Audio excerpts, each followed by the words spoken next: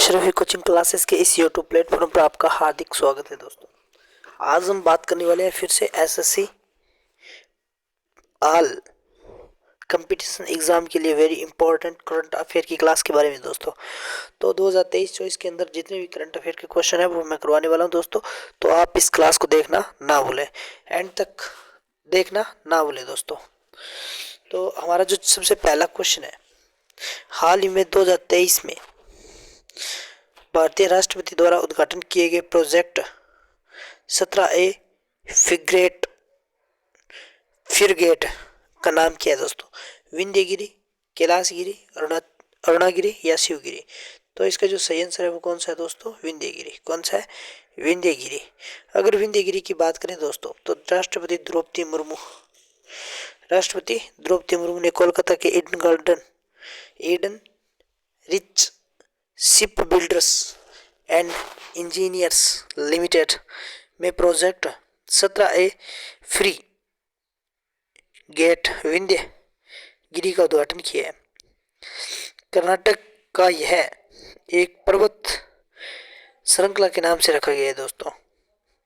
यह project 17A free gate की श्रृंखला में छठा पोत है। मंझगांव डॉक शिपयार्ड लिमिटेड और GRSE में 7 प्रोजेक्ट 17A फ्री गेट निर्माण के विभिन्न चरणों में है दोस्तों। तो नेक्स्ट क्वेश्चन की अगर बात करें दोस्तों, खबरों में नजर आई दीक्षा डागर कौन सा खेल खेलती है? Tennis, squash, golf, badminton? तो इसका जो सही आंसर है कौन सा है दोस्तों? गोल्फ खेलती है। क्या खेलती है? गोल्फ। अब इसकी बात करें तो दीक्षा डागर ने मेजर्स में भारतीय महिला गोल्फर द्वारा अब तक का सर्वश्रेष्ठ प्रदर्शन किया है, क्योंकि उन्होंने महिला ओपन को संयुक्त 21वें स्थान पर समाप्त किया। इनकी हमवतन अदिति अशोक ने T40 स्थान पर हस्ताक्षर किए, जो 2018 महिला ओपन में T22 पर थी, जो 2 बार की LIT विजेता दीक्षित ने 2 दिन पहले ही मेजर से अपना पहला कट हासिल किया था। अब नेक्स्ट क्वेश्चन की बात करें दोस्तों तो उत्तर पूर्वी राज्यों में जैविक विश्वविद्यालय आधारशिला रखी गई। मेघालय, सिक्किम, असम और मणिपुर। तो इसका सही आंसर कौन सा है दोस्तों? सिक्किम है। कौन सा है? सिक्किम। अगर सिक्किम की बात करें दोस्तों तो सिक्किम जैविक कृषि विश्वविद्यालय की आधारशिला हाल ही में मुख्यमंत्री प्रेम सिंह तमांग द्वारा रखी गई थी। यह जैविक खेती से संबंधित विषयों पर शिक्षा के लिए उत्कृष्टता केंद्र बनाने के लिए तैयार है दोस्तों। सिक्किम विधानसभा ने इस साल की शुरुआत में सिक्किम जैविक कृषि विश्वविद्यालय अधिनियम 2023 पारित किया। नेक्स्ट क्वेश्चन की बात करें तो निःशुल्क इन विट्रो फर्टिलाइजेशन उपचार प्रदान करने वाला पहला राज्य कौन सा है? आंध्र प्रदेश, गोवा, केरल और उड़ीसा। तो इसका जो सही आंसर है दोस्तों वो कौन सा है? तो गोवा है दोस्तों। कौन सा है? गोवा। अगर गोवा की बात करें दोस्तों तो इन विट्रो फर्टिलाइजेशन उपचार अब गोवा के जोड़ों के लिए 1 सितंबर से गोवा मेडिकल कॉलेज और अस्पताल में मुफ्त उपलब्ध होगा। सहायक प्रजनन प्रौद्योगिकी और अंतर गर्भाशयी गर्भधान IVF केंद्र GMCH के सुपर स्पेशलिटी ब्लॉक में लॉन्च किया गया था दोस्तों। नेक्स्ट क्वेश्चन की बात करें तो भारत का पहला नाइट स्ट्रीट रेसिंग सर्किट किस राज्य में लॉन्च किया गया दोस्तों? तो याद रखना तमिलनाडु के अंदर। कहाँ पर किया गया?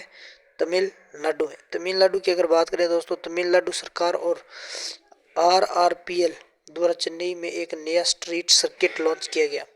जिसमें रात्रि दौड़ भी आयोजित की जाएगी।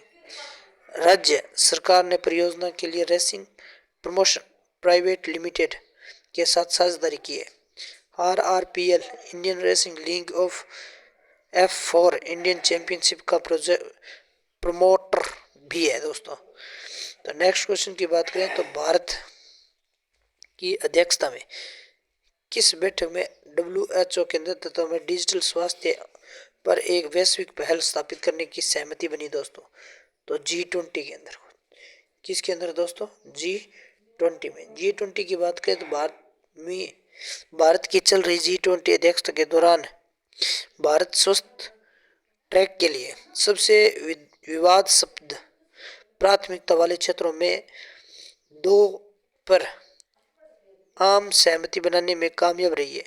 टीके चिकित्सीय और निदान के लिए एक अनुसंधान और विनिर्माण नेटवर्क बनाना, एक मंच वैश्विक पहल स्थापित करना, डिजिटल स्वास्थ्य।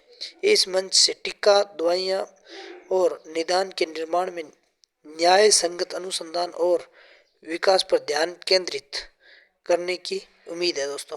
तो नेक्स्ट क्वेश्चन की बात करें तो विधायक क्षेत्र विकास निधि योजना किस राज्य केंद्र शासित प्रदेश से संबंधित है दोस्तों? तो किस राज्य केंद्र शासित है? हिमाचल प्रदेश से दोस्तों। हिमाचल प्रदेश की अगर बात करें, हिमाचल प्रदेश सरकार के वित्तीय वर्ष 2023-24 के दौरान विधायक क्षेत्र विकास निधि योजना के प्रावधानों में ढील दी है दोस्तों, जिसमें इसके तहत दीवारों को बनाए रखने और नालों के तटीकरण के संरक्षण कार्य को शामिल किया गया था। मुख्यमंत्री सुखबीर सिंह सुक्खू ने कहा कि राज्य में हाल ही में भारी बारिश के दौरान सार्वजनिक और निजी संपत्तियों के अलावा मानव जीवन को हुए भारी नुकसान को देखते हुए यह निर्णय लिया गया दोस्तों। तो नेक्स्ट क्वेश्चन कौन सा है दोस्तों कि किस संस्था ने बैंकों और NBFC को डिफॉल्ट के मामले में उधारकर्ताओं पर दंडात्मक ब्याज नहीं लगाने के लिए दिशा निर्देश जारी किए? वित्त, RBI, नीति आयोग, भारतीय सर्वोच्च न्यायालय। तो इसका सही आंसर है RBI दोस्तों। RBI की अगर बात करें तो भारतीय रिजर्व बैंक ने ऋण उधारकर्ताओं पर दंडात्मक शुल्क लगाने पर बैंक और अन्य विनियमित संस्थाओं के लिए दिशा निर्देशों का एक नया सेट जारी किया। यह बताया गया था कि कई बैंक उधारकर्ता द्वारा उन शर्तों के साथ चूक गैर अनुपालन के मामले में जिन शर्तों पर ऋण सुविधाएं स्वीकृत की गई थी, लागू दर ब्याज दरों को अलावा दंडात्मक ब्याज दर का उपयोग करते हैं और दिशा निर्देश 1 जनवरी 2024 से प्रभावी होंगे दोस्तों। तो नेक्स्ट क्वेश्चन की बात करें तो RBI के एक हालिया अध्ययन के अनुसार 2022-23 में बैंकों और वित्तीय संस्थाओं से निवेश निधि आकर्षित करने वाले राज्यों की सूची में कौन सा राज्य शीर्ष पर है? कर्नाटक, उत्तर प्रदेश, आंध्र प्रदेश या उड़ीसा? तो इसका सही आंसर कौन सा है दोस्तों? उत्तर प्रदेश।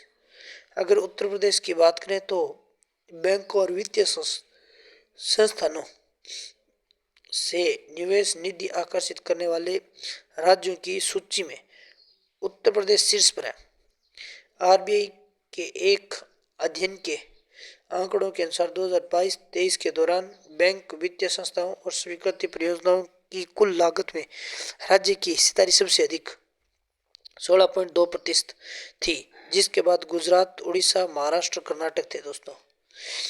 नेक्स्ट क्वेश्चन की बात करें तो Bharat new car assessment programme किस तारीख से लागू होने वाला है दोस्तों? 1 अक्टूबर 2023, 1 दिसंबर 2023, 1 जनवरी 2023, 1 मार्च 2023। तो इसका सही आंसर कौन सा है दोस्तों? 1 अक्टूबर 2023।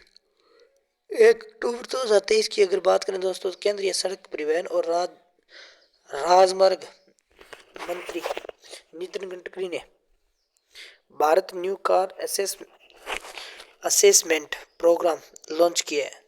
यह क्रैश परीक्षण कारों के लिए एक स्वदेशी स्टार रेटिंग प्रणाली है, जिसके तहत वाहनों को टक्कर में उनकी सुरक्षा का संकेत देने के लिए एक से 5 स्टार दिए जाएंगे।